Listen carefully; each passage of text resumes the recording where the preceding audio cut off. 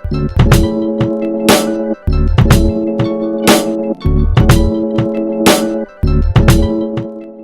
to Generational Talk. My name is Darius Young, and my co-host here is Ryan Thomas. Today we're going to be discussing millennials and baby boomer dynamics in the workplace with the authors of the Millennial Boom. So I'll toss it over to Hans and Patrick to introduce themselves, and then I'll let Ryan open up with his first questions. Hey, we thank you guys. This is the book, Millennial Boom, and Patrick's going to start by telling you how we met on an airplane to China and why we decided to write this book. Yeah, for sure. Patrick Kelly, great to be here. I'm from Tampa, Florida, or I live in Tampa, Florida. And so it was interesting. So I was on my way to China for a little bit more of, I would say, self-discovery. I was finishing my MBA, so I was going over there to learn. Hans was on the other side. Hans was going over there to teach leadership. And it was funny because as we're both boarding in San Francisco, I go where my buddy was sitting, which was next to Hans. And I didn't know at the time, but I was just reaching over and blabbering and to my buddy on the plane. And all of a sudden I see this very large gentleman kind of look at me and go, "Can I help you at all? Like, are you get out of my face, please? Are you even sitting on the upper deck?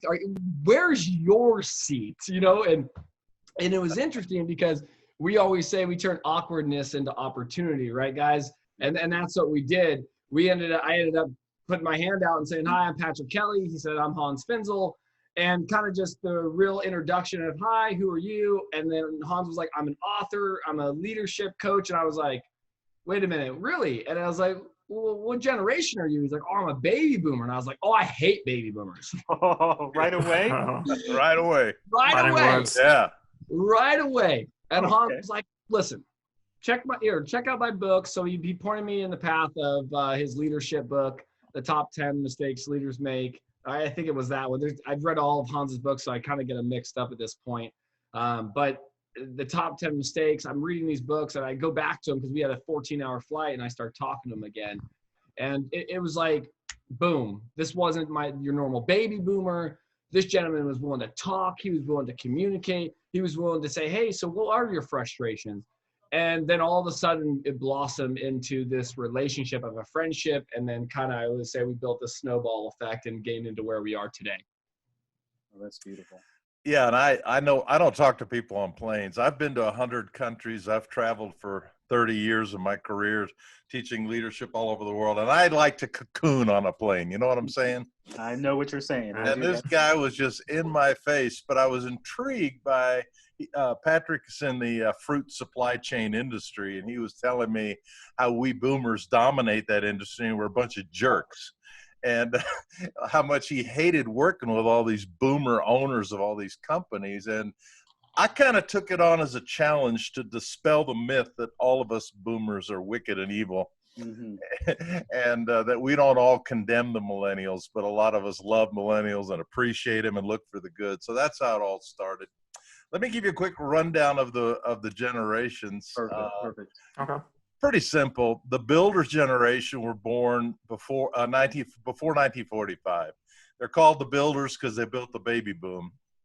Tom Brokaw labeled them the greatest generation because they were the ones that went out as heroes and fought World War II and brought us the victory. And that's why they're also called the greatest generation. And they are still in the workforce in various places. If you ever watch 60 Minutes, it's actually like some of the people on there are builders. So the boomers, obviously 46 to 64, that's my generation, 76 million. And then after that, from 1964 to 80 is Gen X. Why are they called Gen X? I'm not sure how that term originated, but it's a smaller generation. It's a generation that I feel a little bit isolated, marginalized. Nobody pays attention to them. It's all about the boomers and the millennials. And so anyway, that's Gen X. And then millennials were basically born around 1980 to the year 2000, those 20 years. So let's see, Patrick, would millennials be in their 30s and 40s right now? Yeah. We're getting close to 40.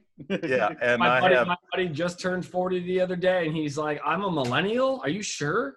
Yeah, well, we did a podcast the other day where we had a 21-year-old and a 40-year-old. Yeah. They were both millennials, and it was interesting to see the difference. And so that's the millennials. I have 4 children, and they're all millennials. And Your then oldest one was born in 1981, correct? I think I looked. exactly. Yep. Yep. I'm 19. I'm an 81er. Yeah. So Right. that's and then the IGens or Gen Z. We learned that it takes about 10 years for a label to stick for a generation. So I don't think Gen Z is going to stick as that next generation because that's like, what? Is that the last generation? Is the coronavirus going to wipe us all out? Yeah. Well, they've already started naming The generation. Coronials. Well, Yeah. our Gen Alpha, basically research group in Australia, they coined the name for Gen Alpha. Yep. which Oh, basically really? our kids. Yeah, it's getting started. Well, it'll be interesting to see what sticks. But and Patrick and I are big.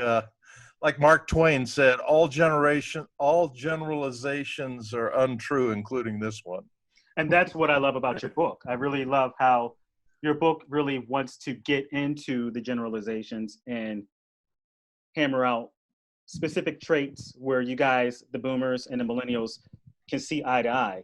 For instance, you said, Hans, that you were surprised by what people think of boomers. You felt like a millennial for most of your life. You adapted to technology right away. When somebody called you a workaholic, that shocked you because you came from a hippie background. So yeah, it sounds like you read our book. Hey, I have read your book. We know he did. Yeah. wow, thank you, Ryan. That means, Well, you know what's interesting, Ren? It's that Hans is a different. I always call him. He's a different type of cat, right? I mean, Hans and I. He's the same age as my father, and my father's so different. He is the workaholic. He is the boomer, and so when Hans and I started this relationship, and Hans remembers because it's all about emotions, right?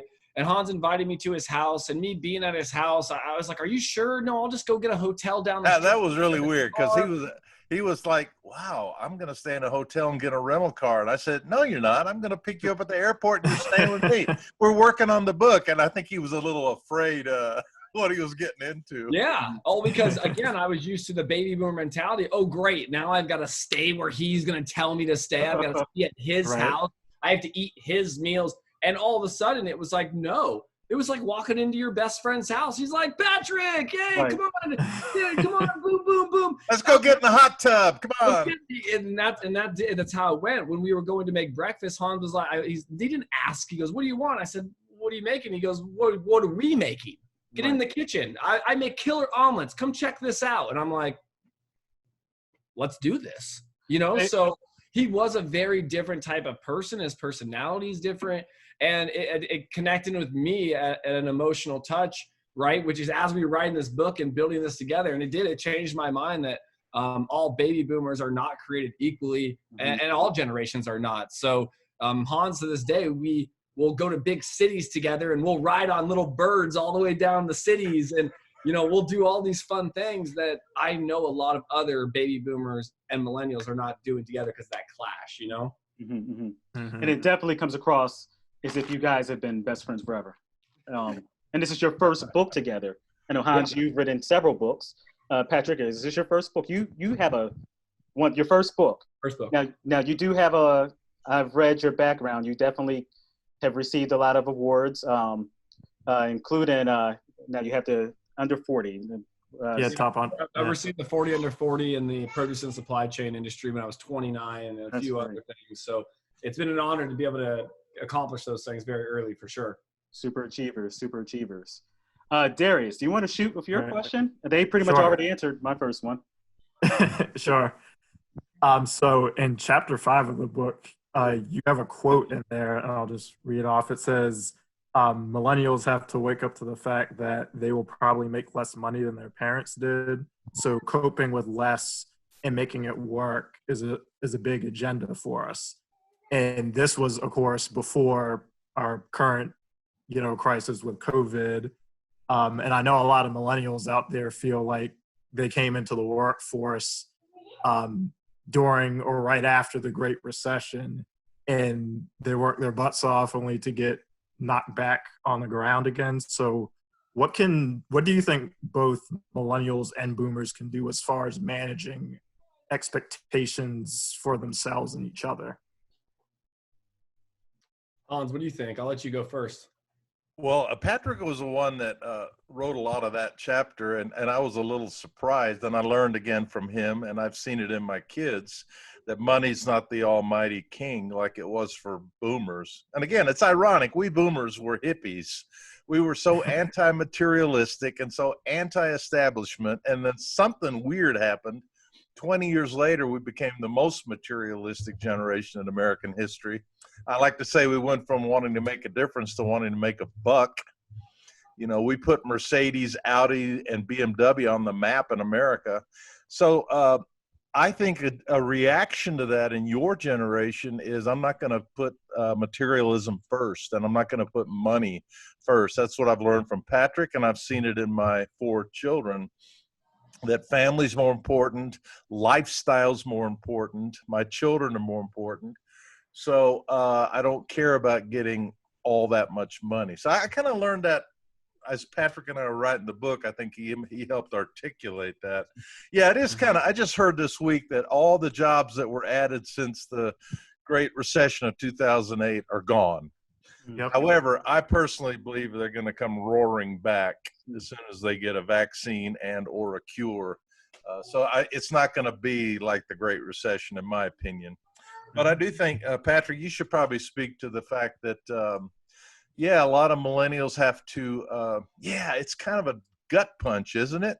After all the recovery of the recession and for this to happen, but I do think it's going to come back pretty quick.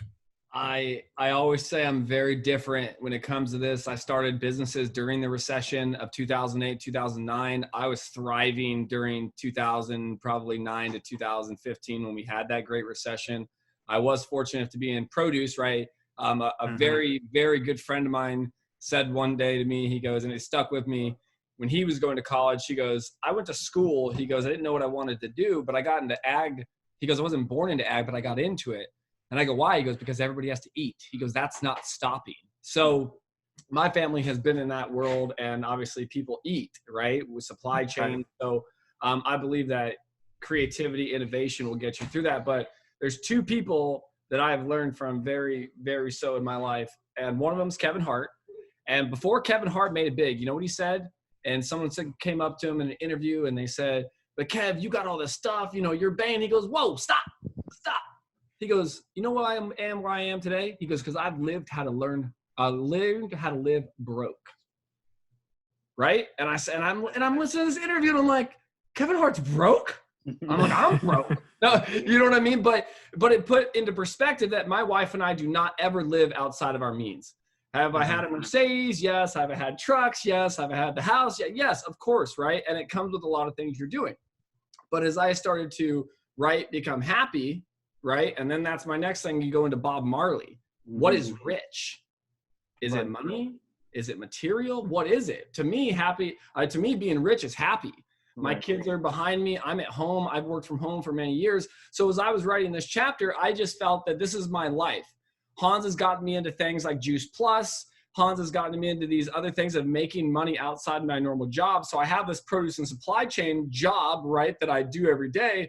But now I'm creating these small little residual levels of income through all these little partners. Yeah, I've Ubered before. I've sold Juice Plus before. I've done Herbalife before. I've done all these different things. And people are like, wait, I thought you had a job. I said, I do, but that's just one part of it. So we make less money in, say, one job. So my produce and supply chain job that I have is a good portion of the money that I make, but then I don't do that 80 hours a week like you would see the traditional person going to work, punching the time clock, trying to get the promotion. I believe that the millennial lifestyle goes into how can we be more creative, and I'm okay living in a 2-bedroom, 2-bath on the water, right? With where I am, and have my kids share a room and have different experiences. And okay, if I have a roommate live with me, because the way my wiring works is I'm still getting up every day and making money. I'm still making moves, but the moves are a heck of a lot different than the baby boomer mentality was. So like I said, this millennial wiring to me was, we're going to make less money, right? Because we're not doing and sticking to that one job. We're doing multiple things and creating new companies and new organizations and becoming a little bit more creative. And then if we don't like jobs, what do? We quit and we go find something else to do. Well, I appreciate it when you said, you basically said, work for us is not somewhere you go, it's something you do. And then you go into talking about creating value. And with this pandemic, we're definitely stuck at home. We're not going anywhere. We're creating value in our own space. So do you have anything to add to how do you create value when you're no longer defined by what we do? For instance, right now, I'm not in an environment where we just focus on producing promos. I'm also now a dad, or if somebody is laid off from a job and they're no longer doing what they did before, how do you think, what are other ways that they can still create value? Let me ask you a question, and Hans can jump in as well as this, but when do you find your most creative and entrepreneurial moment? Is it when you're sitting behind desk, Hans? I mean, is it when you're crunched in a conference room? Because I believe that creativity comes from just natural life. Right. You being in natural settings and being able to do this. So I say content is everything, right? You've got a story to tell, whether Gary Vee said it, whether you're a baker, an artist, a digital designer, anything, you have content to produce. And during this time of staying at home, you need to get creative. The projects that you thought about pitching to your boss months ago, years ago, start creating those plans, start having fun at home and bringing that and say, hey, check this out. What do you think about this? So create content enough to keep pouring to people, right? Not to stay busy, to create opportunities. You sound very revolutionary, and I think the boomers definitely thought they were that way too. And I believe they actually are revolutionary. And Hans, you talked about how you said no matter how anti this establishment you were, you still turned into your parents. Yeah. What do you? I mean, millennials on the same road. How do you? Well, I do think what defines generation and what defines a millennial? It's funny because I see so many boomer characteristics in my 4 millennial children. Right. And I think it's partly because of the home we raised them in. My wife and I have been married 45 years. We have an unusually intact family and marriage. And so it has a lot to do with the family you're growing up in. But we were the first generation that lost faith in companies. Remember, the builders would work up for a company their whole life with the promise that when they retired, the company would take care of them. We boomers started on that journey, and then all hell broke loose, and companies decided they weren't going to take care of us anymore. So I am a huge advocate of multiple streams of income. And that's exactly what Patrick was talking about. And then that's what I started doing about 15 years ago, making sure all my income and all my identity was not in one thing. Yeah. That's why I started writing books 30 years ago. Honestly, I had a young family and I needed to make more money. And nowadays, the gig economy, the side gigs, I'm thankful we have it. Like in this crisis, you have more opportunities to work from home than ever before and to make money. Let me just tell you, 8 years ago, I finished up a 20-year stint as a CEO of a big international nonprofit. And for 20 years, I was Dr. Finzel, president and CEO of this organization. And then I was nothing because I decided to go out on my own and not to look for another job. I was 60 at the time, but I was going to write books and speak and podcast. And I had an identity crisis, Ryan, to your point. Right. I had to learn, hey, Hans is not, men get so wrapped up in our position of who we are is such a big deal. Whereas women, they don't seem to have that hang up. Most women are like, they're happy to be in there. They're more comfortable in their own skin. But what's the second question a man asks another man? First question is, what's your name? Second question, what do you do? Right. Because I'm going to judge you on your value.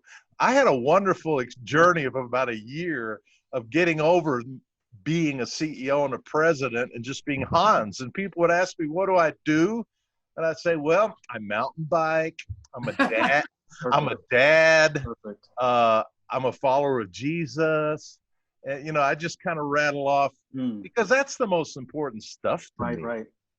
Yeah. So that's That's how it is true. I mean, it is interesting because Hans, do you remember when we first met?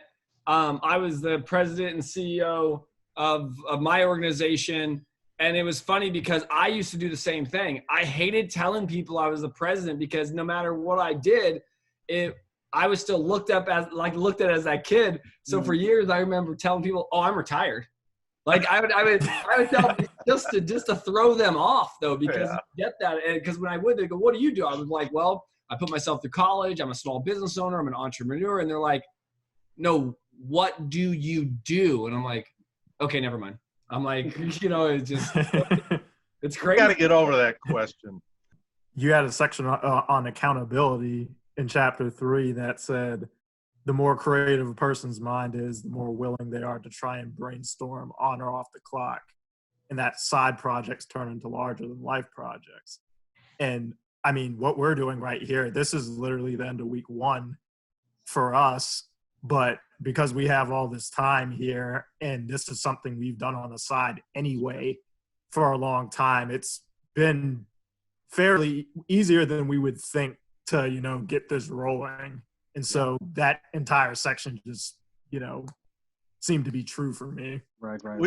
We love to ask the passion question, and we talk about in our book the difference between passion and obsession. Obsession can get really unbalanced and becoming a workaholic. But the passion question I always ask people is, if you won the lottery and you never had to work another day in your life, what would you do? Right. And whatever answer that is, that's your passion. And you guys, because you're being forced to be at home, maybe you have the opportunity now to follow your passion like you never have. Mm-hmm. And maybe your passion, the greatest thing in the world is when somebody can work inside their passion, because they never have to work another day in their life, because they're making income in their sweet spot. Sadly, I think 70 to 80% of the people in the world never get there. They have to punch the clock in a job they don't like. That's why, again, I say work on a plan B, work on a plan C, work on a side gig that may become your plan A. Well, that definitely leads into my next point. I want to make sure I have this quote. You said, Hans, honestly, one of the big things that we boomers feel in these later years of our lives is irrelevancy. How do you feel about our current culture that's basically saying, okay, boomer? And that in itself is everything that you've gone through and creates a division. That goes against everything you believe is productive. Well, this is nothing new. I think this is historical through the generations, through the countries of the world. Now, there are cultures like Asia where the elders are honored, or the Native American culture where the elders are honored. But in our Western world, it seems like, we're the ones that created retirement homes. Mm-hmm. They didn't used to have that. Mm-hmm. They created retirement homes to kind of shuffle us off out of the way. So, but I think what my point is, every generation as you get older feels like you're irrelevant, and the young people kind of want you to get out of the way, and they don't, they basically get out of the way so we can carry on with our lives, because we worship youth, right? Right. So, I appreciate millennials like Patrick and my kids who still want to listen to what we have to advise. And we talk a lot about co-mentoring, Patrick and I. It's not me mentoring Patrick. It's not Patrick mentoring me. We co-mentor each other with total mutual respect. That's the kind of mentoring that I think that millennials are into. I don't want some boomer mentoring me, just trying to tell me how to do things their way. But if it's a true mutual respect, then I'm all in. I didn't realize I did, but like how Hans had my back. When people have your back when you don't have to speak at all. Right, exactly. Right. And that happened one day. So Hans and I were in a meeting, and it was a virtual meeting, and we're starting, we're going, and the next participant comes in and starts asking some of the questions. And that was one of the questions. They're like, all right, so Hans, you're pretty much mentoring Patrick how to write a book and do all that. And I was like I'm about to talk back. And before I could, because I was listening to him speak, and before I could say one word, Hans goes, "Excuse me, let me talk about our relationship." And before, I didn't have to say anything. I didn't have to respond after Hans. We went on to the next question, because that's when you realize that is a true mutual relationship, mentor to mentee, mentee to mentor, and vice versa. That's out the door, because now it's a relationship. There's emotions involved. There's leadership involved. I mean, this is what it's about. I mean, this is what everybody wants in their workforce, whether they're at work or working from home. And I think that's what a lot of companies and organizations and managers have to get past, is the control aspect of their employees and their people. Because like Hans and I, we didn't have that. We came into this very mutual. We said 50-50 split. This is what we're going to do. And then it created something else that you never would have thought: creativity, passion, leadership, the things we probably never would have done if we didn't say hi to each other on an airplane. Hey guys, we highly recommend that teams watch the movie The Intern together. The Intern with Robert De Niro is the baby boomer. You guys seen it? Anne Hathaway is the millennial, and it is a perfect expression of what Patrick just mentioned. How do you think the Gen X guy, or the Gen X, the Gen Xer, how do they factor in? They're now the managers. They're now inheriting the big jobs. I know. I turned my company over to a Gen Xer, and he's doing a great job. I don't know. I think there's some. I don't know. I jump in on this because, listen, I have Xers that are like brothers and sisters to me, right? But then like my in-laws, my wife's parents, they're Gen Xers, but they're on the top end of the Gen Xers, right? So I think it's very interesting, because someone like my father-in-law, he's getting ready to retire. And so look at that. And I started looking at studies. There is now almost the ratio between boomers retiring each year and Xers retiring each year. There's like a 3,000 person per year difference. Boomers and Xers are retiring at the same rate, because Xers are like, I don't want to keep working until I'm 70 like these boomers are doing. And then the Xers, so yes, we do see the 41 to 42-year-old to 50-year-olds. Yeah, they're still living it. They're still in it. But their population are not enough to fill every president role in the United States. You are going to need the 82 million millennials that are here working, 75% not married, 75% not married with no children. That's the type of creativity you want to build up in your workforce. And I believe they will fit just fine with Gen X. What do you think distinguishes, this will be for both of y'all, what do you think we'll start with you, Hans, boomers from Generation X? We have the cutoff line with Strauss and Howe is 61. With Pew Research, it's 65. What is the difference? What do you think makes y'all different? You know, I think some Gen Xers are very baby boomerish. Like we had Will the other day on. Will is what, 40 years old?